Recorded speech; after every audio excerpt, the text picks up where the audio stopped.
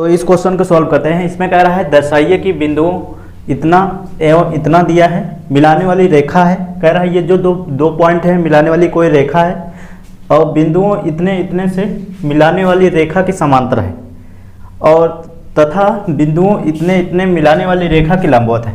इसमें देखिए क्या कह रहा है, इसमें कह रहा है कोई पॉइंट है, मान लेते हैं ए और बी पॉइंट है, ठीक है। जो ए पॉइंट है 1 2 3, बी पॉइंट है हम इनको मान लेते हैं -1 -2 -3, ठीक है। तो इसमें कह रहा है ये दो मिलाने वाली रेखा, ठीक है, ये हो गया।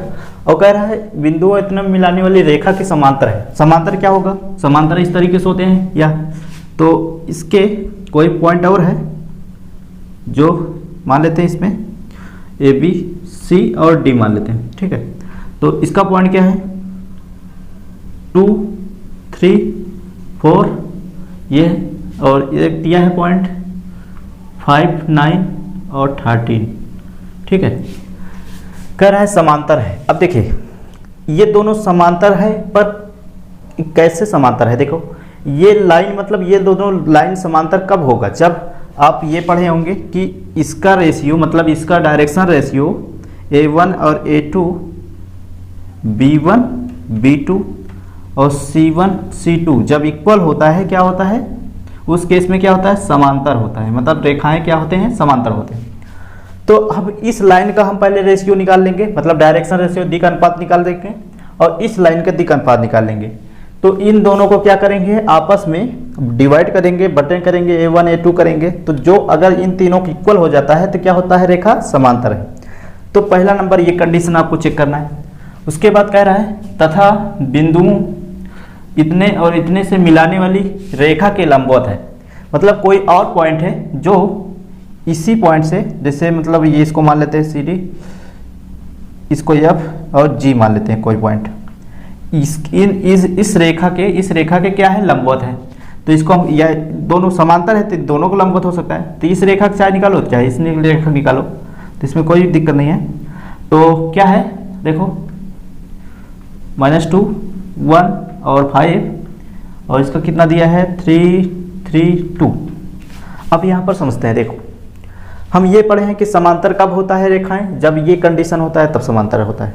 और लंबवत कब होता है, जब ये कंडीशन A1 A2 और B1 B2 C1 C2 बराबर क्या होता है 0। जब 0 इक्वल होता है क्या होते हैं, रेखाएं क्या होते हैं,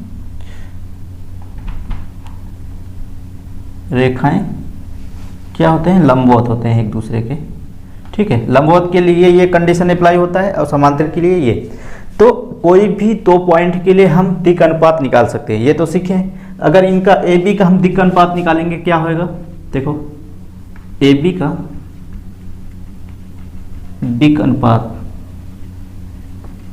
डायरेक्शन रेशियो जिसे बोलते हैं, तो क्या आएगा देखो। तो ए बी वाले में से ए को घटाना है, तो -1 और -1 और -2 -2 और -3 है। तो क्या आ जाएगा इसका, तो -2 -4 -6। तो ये A1 और B1 ये C1 है, ठीक है। ए बी क्या है, दिक् अनुपात आ गया, ठीक है। और सी डी का हम दिक् अनुपात निकाल लेते हैं, सी डी का दिक् अनुपात निकाल लेते हैं, ठीक है। तो देखो डी में से सी को घटाना है, तो क्या है -2 -2, ठीक है। चेक कर लो, नहीं सॉरी ये है -5, मतलब 5 -2, ठीक है। डी वाले में से इसको घटाना है। और 9 -3 और क्या दिया है 13 -4। तो इसको चेक कर लेते हैं कि ये क्या आएगा, देखो तो ये 3 और ये आ जाएगा 6 और ये आ जाएगा 9। तो ये क्या है A2 B2 C2 है, ठीक है। अब इसमें निकाल लेते हैं, देखो इन दोनों के क्या कह रहा है, इन दोनों मतलब ये दिक् अनुपात निकल गया, इसका दिक् अनुपात निकल गया, इन दोनों क्या है, समांतर है। समांतर के लिए ये कंडीशन अप्लाई होना चाहिए, तो ये अप्लाई मतलब A1 अपान A2 तो A1 कितना है -2 अपान क्या है 3 बराबर क्या है, आप पहले यहाँ पर समांतर के लिए फार्मूला लिख लो, A2 B1 B2 C1 C2, ठीक है, ये होना चाहिए, ये सब इक्वल होना चाहिए। तो उसके बाद देखो B1 क्या है -4 अपान 6 और C1 क्या है -6 अपान 9, चेक कर लेते हैं। देखो ये 2 से कट जाएगा 3, ये 3, ये 3 दूना 6, 2 से और 3 3 का 9, तो ये क्या आ रहे हैं तीनों, चेक कर लो, -2/3 इक्वल 2/3 और -2/3, चेक कर लो ये क्या है के। तो ये बोल सकते हो AB क्या है, AB समांतर है किसके, CD के, क्या है बोल सकते हो रेखा AB और समांतर है CD के, ठीक है। तो आप लिख सकते हैं इस तरीके से हिंदी में। अब यहाँ पर देखिए दो ये कंडीशन तो अप्लाई हो गया, ये प्रूफ हो गया कि ये दोनों समांतर है।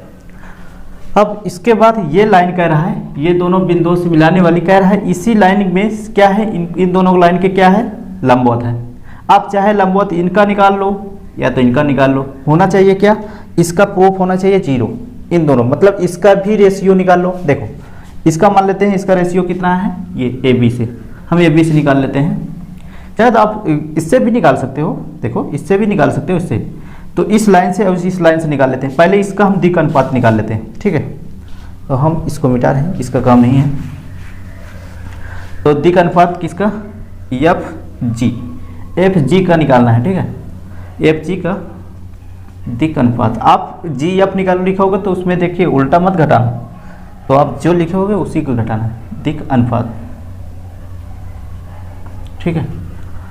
देखिए तो FG, इसमें G में से F को घटाना है, मतलब -3 माइनस, ये माइनस पहले से माइनस प्लस हो जाएगा 2, और क्या है 3 -1 और 2 -5, तो क्या आ जाएगा, चेक कर लो, ये 5, ये 2 आ जाएगा और ये -3 आ जाएगा।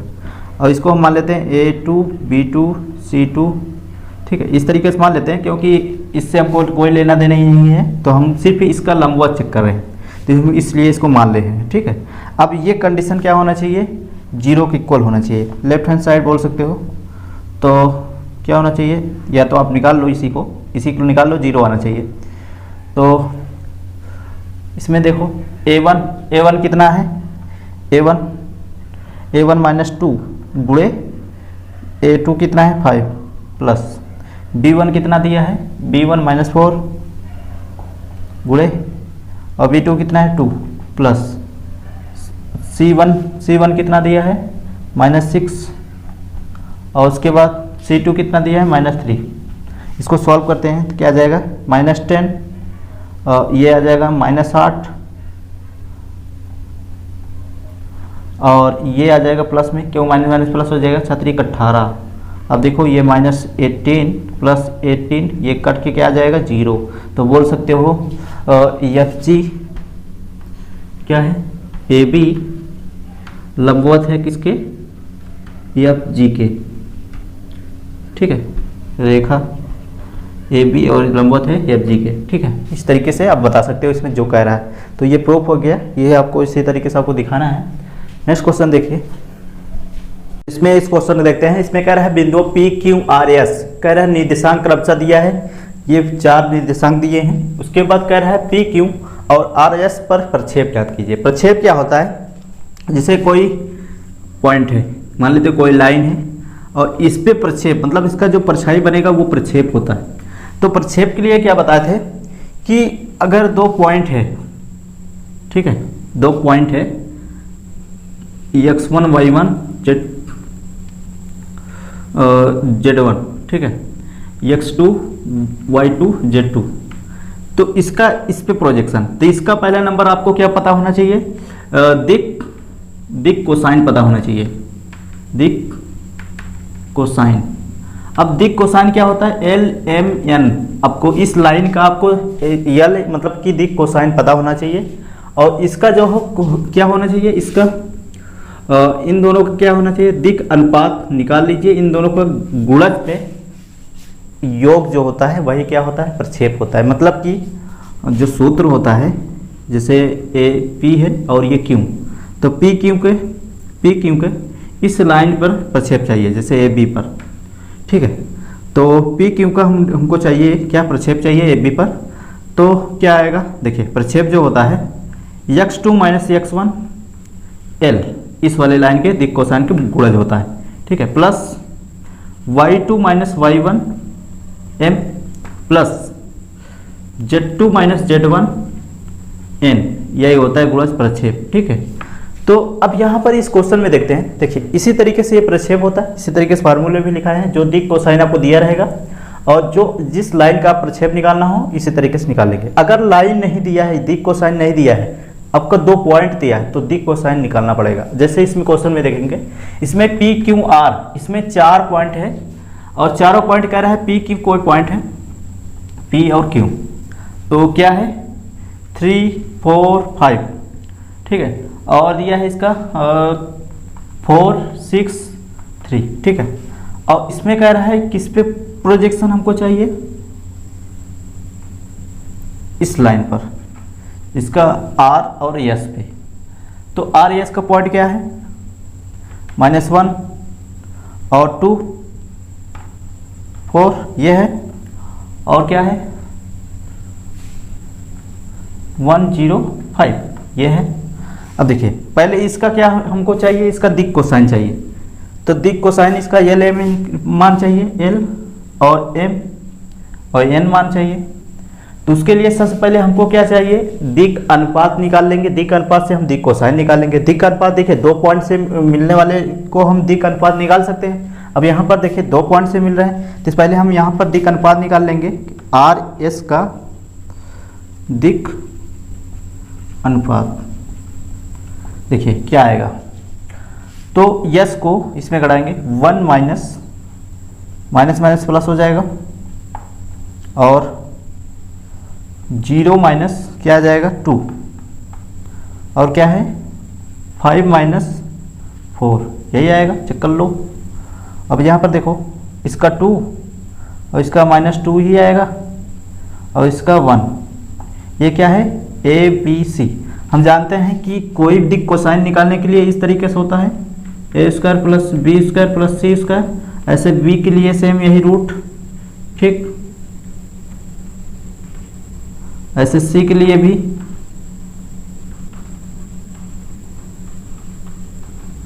तो हम एक एक करके यहाँ से निकाल लेंगे। देखो ए अपन पूरे पहले यहाँ पर रूट अलग से कहीं निकाल लेते हैं। तो ये 2 का स्क्वायर, ये -2 का स्क्वायर, ये +1 का स्क्वायर, तो क्या आ जाएगा 4 और 4 और 9 आ जाएगा, रूट में 9, ये आ जाएगा 3। तो यहाँ पर निकालेंगे देखो, तो 2/3, ठीक है, 2/3। एक मान क्या है 2 और इसका मान यहाँ पे इसका मान तो दिया है, ये देखो निकाल लिए हैं यहाँ पर। तो -2/3, उसके बाद 1/3। तो दिक् कोसाइन क्या आ जाएगा, दिक् कोसाइन तो 2/3 -2/3 और 1/3, ठीक है। अब इसमें दिक्कत, पहले इसमें देखो, अब सूत्र पे इसी सूत्र पे रख देते हैं। तो हम यहाँ पर इसको मिटा रहे हैं, ठीक है, तो इसी को मिटा देते हैं। इसी सूत्र पे हम रखेंगे पी क्यू। जैसे हमको पी क्यू का क्या चाहिए, पी क्यू का हमको क्या चाहिए, प्रक्षेप चाहिए। तो यहाँ पर लिखेंगे पी क्यू का प्रक्षेप। तो पी क्यू का प्रक्षेप क्या आएगा, देखो x2 माइनस x1, मतलब 4 माइनस 3, और l है, गुणे क्या है l क्या है 2/3 प्लस, ऐसे y2 माइनस मतलब 6 माइनस 4,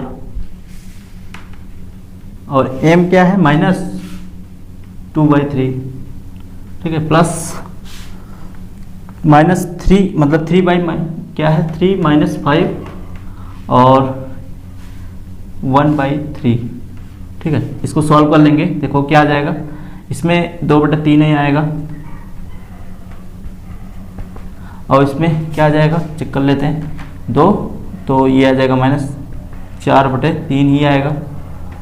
देखो इसमें घट के 2 आ जाएगा, इसमें 2 4 और माइनस आ जाएगा, और इसमें -2/3 चेक कर लो, ये कैंसिल हो जाएगा, माइनस तो 4/3, तो इसको हम 4/3 लिख सकते हैं। ठीक है, नेक्स्ट क्वेश्चन देखते हैं इसमें।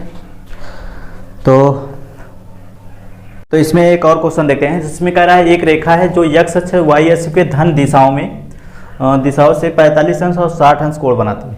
मतलब x अक्ष पे क्या होता है, अल्फा कोण कितना होता है, 45 अंश दिया है, ठीक है, x अक्ष पे अल्फा कोण बनता है, और y अक्ष पे क्या है, बीटा कोण जो 60 अंश दिया है, ठीक है, और z अक्ष पे न्यून कोण बनाता है, मतलब गामा जो है एक न्यून कोण बनाता है, और कौन सा कोण है ये नहीं पता, मतलब 90 अंश से कम ही कोण बनाएगा। और ये कह रहा है बिंदुओं इतने और इतने मिलाने वाली रेखा, कोई रेखा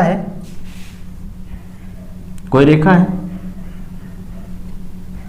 ठीक है, P और Q मान लेते हैं, वो मिलाने वाली रेखा के प्रक्षेप कर रेखा का दी हुई रेखा पर प्रक्षेप ज्ञात कीजिए। मतलब दी हुई रेखा पर कोई दी है रेखा, इस पे कह रहा है क्या, प्रक्षेप, इस पे प्रक्षेप ज्ञात कीजिए, इस वाले लाइन पर। अब इसी लाइन का ये कह रहा है अल्फा और बीटा और गामा ये कोण बन रहे हैं इसी लाइन पर। तो हम पहले इसमें देखो, जो अल्फा और बीटा मतलब कॉस अल्फा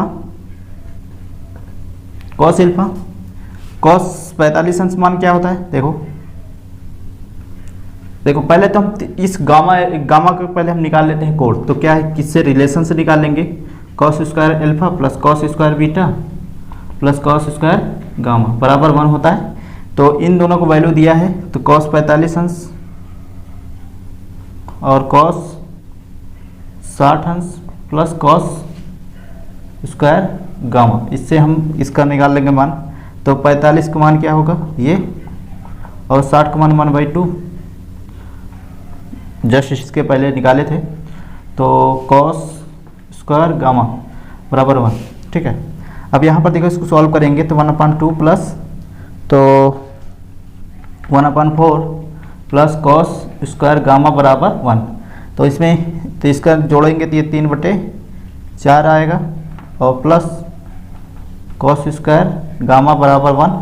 तो कॉस स्क्वायर गामा बराबर क्या आ जाएगा, देखो 1 - 3/4, तो कॉस स्क्वायर गामा बराबर 4 - 3/4, तो कॉस स्क्वायर गामा बराबर 1/4, तो कॉस गामा बराबर ±1/2, ठीक है। अब इसमें कह रहा है धन दिशाओं में, ठीक है, तो हम धन दिशाओं में सिर्फ लेंगे, तो इसमें हम पॉजिटिव अकेले लेंगे।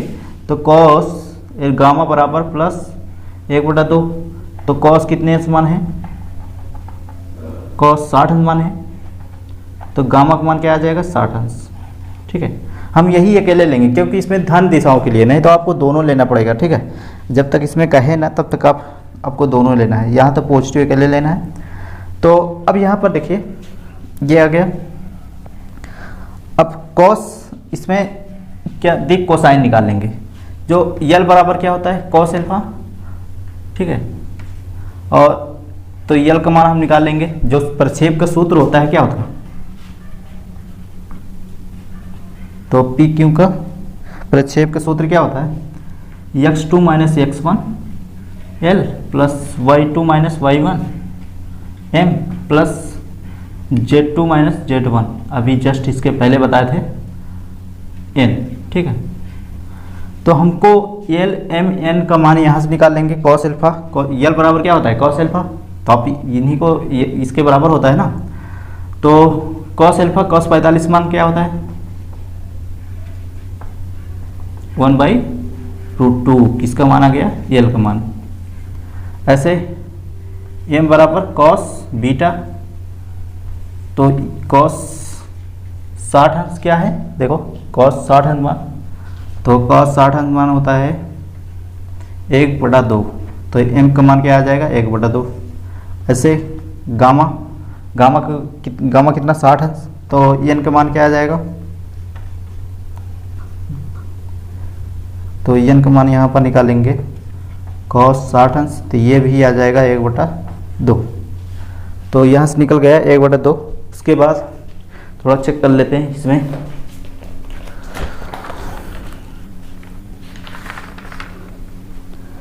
तो ठीक है, अब यहाँ पर हम निकालते हैं, इसमें इस पर निकाल लेते हैं। देखें ये x2 x1 क्या है, 2 पॉइंट से मिलाने वाले, इसमें क्या होगा देखो, इसको हम p मान लेते हैं, ये q, तो p q का निकालेंगे तो ये 8 - 3, यहाँ पर हम डायरेक्ट रख देते हैं, या तो आप निकाल लो अलग से, कोई दिक्कत नहीं है। तो 8 - 3, ठीक है, गुणे l का मान क्या है, L1 का मान कितना है 1/√2, ठीक है, प्लस y2 कितना है, इसको पहले लिखोगे -6 -4, तो ये 10 आ जाएगा, -6 -4, ठीक है। और m के मान कितना 1/2, प्लस क्या है 4, ये प्लस हो जाएगा, ठीक है, 4 + 2 और 1/2। सॉल्व करते हैं, क्या आ जाएगा देखो, इसमें 5 1/√2 और प्लस इसमें माइनस हो जाएगा -10/2, और इसमें 6/2, इसमें 3, इसमें 5, इसमें कटेगा नहीं, रहने देते हैं, तो 5/√2 और क्या आ जाएगा -5 + 3, तो ये जोड़ देंगे, ये घट जाएगा तो क्या आ जाएगा, तो 2 आ जाएगा, तो 5√2 - 2, ठीक है। तो यही आंसर है, देख लेते हैं इसमें यही आंसर है क्या आगे।